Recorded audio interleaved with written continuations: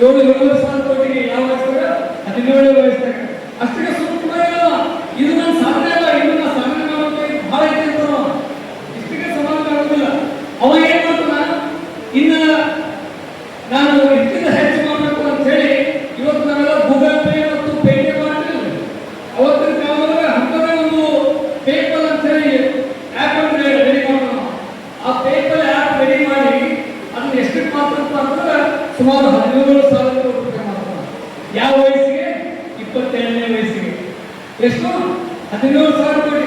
ಬಹುಶಃ ನಾವು ಆಗಿದ್ರೆ ಸಾಕಷ್ಟು ನಮ್ಮ ಮೊಮ್ಮಕ್ಕಳನ್ನು ಬದುಕುವುದೇ ಅಷ್ಟಕ್ಕೆ ತಿರ್ಬೋದಾಗಿದೆ.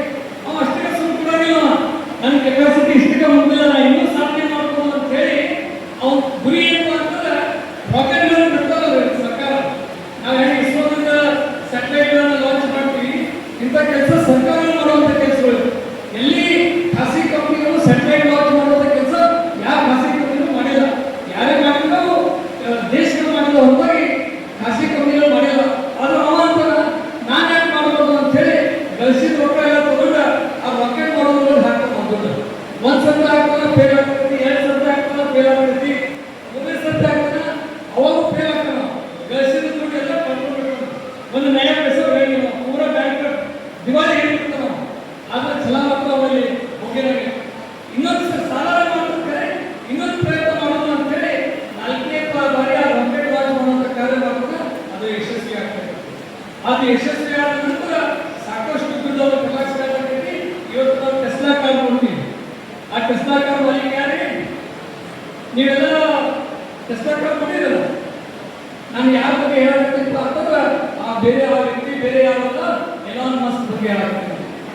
ಆ ಎಲಾನ್ ಮಸ್ಕ್ ಯಾರಪ್ಪ ಅಂತಂದ್ರೆ ಮೊನ್ನೆ ಅವನ ಕಂಪ್ನಿ ಸ್ಪೇಸ್ ಎಕ್ಸ್ ಅಂತ ಹೇಳಿ ಆ ಕಂಪ್ನಿ ಲಿಸ್ಟಿಂಗ್ ಆಗಿದೆ. ಆ ಕಂಪ್ನಿ ಲಿಸ್ಟಿಂಗ್ ಆದ ಆ ಕಂಪ್ನಿ ವ್ಯಾಲ್ಯೂಯೇಷನ್ ಎಷ್ಟಾಯ್ತು, ಎಲಾನ್ ಮಸ್ಕ್ ಸಂಪತ್ತು ವ್ಯಾಲ್ಯೂಯೇಷನ್ ಎಷ್ಟಾಯ್ತು ಅಂತಂದ್ರೆ $1.1 ಟ್ರಿಲಿಯನ್. $1.1 ಟ್ರಿಲಿಯನ್ ಅಂದ್ರೆ ಸರಳ ಭಾಷೆಯಲ್ಲಿ ಹೇಳಬೇಕಾದ್ರೆ 94 ಲಕ್ಷ ಕೋಟಿ ರೂಪಾಯಿ. ಎಷ್ಟು? 94 ಲಕ್ಷ ಕೋಟಿ ರೂಪಾಯಿ. ನಮ್ಮ ಭಾರತ ದೇಶದ ಇಕಾನಮಿ ಎಷ್ಟಿತ್ತು ಅಂತಂದ್ರೆ $3 ಟ್ರಿಲಿಯನ್. ನಮ್ಮ ಭಾರತ ದೇಶದ್ದು 3 ಟ್ರಿಲಿಯನ್. ಎಲಾನ್ ಮಸ್ಕ್ದು 1.1 ಟ್ರಿಲಿಯನ್. ಅವನ ವಯಸ್ಸು ಎಷ್ಟ? ಬಹುಶಃ 55 ವರ್ಷ. ಅಂದ್ರೆ ಯಾಕೆ ಹೇಳಕ್ಕೆ ಅಂತಂದ್ರೆ ನಾವು ಒಳ್ಳೆಯ ಅಂಕಗಳನ್ನು ಪಡೆದು ಒಬ್ಬ ಇಂಜಿನಿಯರ್ ಆಗಿ ಅಥವಾ ಡಾಕ್ಟರ್ ಆಗಿ ಅಥವಾ KS IAS ಆಫೀಸರ್ ಆಗಿ ನಾವು ಇಷ್ಟಕ್ಕೆ ನಮ್ಮ ಸಾಧನೆಪ್ಪ ಅಂತಂದ್ರೆ ಗುರಿ ನಾವು ಇಟ್ಕೊಳ್ಬಾರ್ದು. ನಮ್ಮ ಗುರಿ ಹೇಗಿರ್ಬೇಕು ಅಂತಂದ್ರೆ ಯಾವ ರೀತಿ ಎಲಾನ್ ಮಸ್ಕ್ ಇಟ್ಕೊಂಡಿಲ್ಲ, ನಮ್ಮ ಕನಸು ಹೆಂಗಿರ್ಬೇಕಂದ್ರೆ ಯಾರೋ ಮಾಡದೇ ಇರುವಂತ ಗುರಿ ನಾವು ಇಟ್ಕೊಂಡು ಆ ರೀತಿ ಸಾಧನೆ ಮಾಡಿದ್ರೆ ಮಾತ್ರ ನಾವು ನಿಜವಾದ ಸಾಧಕರು ಅಂತ ಹೇಳಿ ನಾವು ಪರಿಗಣಿಸಲಿಕ್ಕೆ ಸಾಧ್ಯ ಇದೆ ಅಂತ ಮಾತನ್ನ ಹೇಳಿಕ್ಕೆ ಬಯಸ್ತೇವೆ.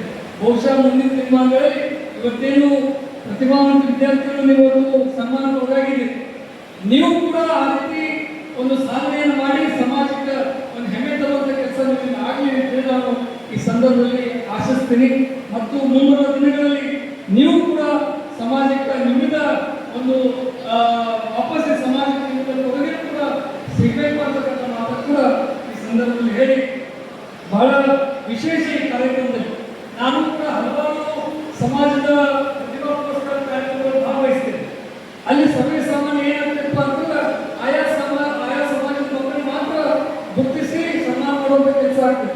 ಆದ್ರೆ ನಮ್ಮ ಗಾಣಿಗ ಸಮಾಜದ ಹಿರಿಯರು ನಮ್ಮೆಲ್ಲ ನೌಕರಿ ಸಂಘದವರು ಸೇರಿ ಬಹಳ ವಿಶೇಷ ಕಾರ್ಯಕ್ರಮ ಏನ್ ಮಾಡಪ್ಪ ಅಂತಂದ್ರೆ ಅವ್ರು ಯಾವುದೇ ಸಮಾಜದವರಲ್ಲಿ ತಾಲೂಕಿಗೆ ಮೊದಲೇ ಐದನೇ ಯಾವ ಬಂದಾರೋ ಅವರನ್ನ ಇಲ್ಲಿ ಕರೆಸಿ ಸನ್ಮಾನಿಸುವಂತ ಕೆಲಸ ಮಾಡಲ್ಲ. ಇದು ಒಂದು ಒಳ್ಳೆಯ ಕಾರ್ಯ ಅಂತ ಹೇಳಿ ಇದರಿಂದ ನಾವು ಏನ್ ಸಂದೇಶ ಕೊಡಬೇಕಪ್ಪ ಅಂತಂದ್ರೆ ನಾವು ಬರೀ ನಮ್ಮ ಸಮಾಜದ ಮಕ್ಕಳನ್ನ ಅಷ್ಟೇ ಅಲ್ಲ, ಇತರೆ ಸಮಾಜದವರು ಕೂಡ ಗುರುತಿಸಿ ಪ್ರೋತ್ಸಾಹಿಸುವಂತ ಕೆಲಸ ಮಾಡಬೇಕು. ಗಾಣಿಗ ಸಮಾಜ ಕೇವಲ ತನ್ನ ಸಮಾಜಕ್ಕಷ್ಟೇ ಸೀಮಿತ ಆಗಿಲ್ಲ, ಇತರ ಸಮಾಜದವರು ಕೂಡ ಒಳಗೊಂಡು ಅವರು ನಮ್ಮವರು ನಾವು ಅವರಿಗಾಗಿ ಅವರು ನಮಗಾಗಿ ಬದುಕಬೇಕು ಅಂತ ಹೇಳಿ ಈ ಒಂದು ಸಂದೇಶ ಕೊಡುವಂತ ಕೆಲಸ ಏನು ಮಾಡ್ತಾ ಇದ್ದೀವಿ. ಇದು ನಿಜವಾಗ್ಲೂ ಒಂದು ಶ್ಲಾಘನೀಯ ಕಾರ್ಯ ಅಂತ ನಾನು ಈ ಸಂದರ್ಭದಲ್ಲಿ ಹೇಳಿ, ಮುಂಬರುವ ದಿನಗಳಲ್ಲಿ ಈ ಎರಡೂ ಸಂಘಟನೆಯಿಂದ ಇನ್ನೂ ಹಲವಾರು ಒಳ್ಳೆಯ ಕೆಲಸ ಕಾರ್ಯಗಳಾಗಲಿ, ಸಮಾಜಕ್ಕೆ ಇನ್ನೂ ಒಳ್ಳೆಯ ಕೆಲಸ ಆಗಲಿ ಅಂತ ಹೇಳಿ ನಾನು ಆಶಿಸ್ತೀನಿ. ಮತ್ತು ಈ ಒಂದು ಸಂದರ್ಭದಲ್ಲಿ ಹೇಳಬೇಕಾಗಿದ್ದರೆ ಇವತ್ತು ಪ್ರತಿಭಾವಂತ ವಿದ್ಯಾರ್ಥಿಗಳು ನಮ್ಮ ಕಡೆ ಸಾವಯವ ವಿದ್ಯಾರ್ಥಿ ಒಂದು ಕಾರ್ಯಕ್ರಮದಲ್ಲಿ ಭಾಗವಹಿಸಿದೆ. ಆ ಹುಡುಗ PUCಯಲ್ಲಿ ಬಹಳ ಒಳ್ಳೆಯ ಅಂಕಗಳನ್ನು ಕೊಟ್ಟಿದ್ದ. ಆದ್ರೆ ಹುಡುಗ BSc ಮಾಡಬೇಕಂತ ಹೇಳಿ ಆಸೆ ಇದೆ.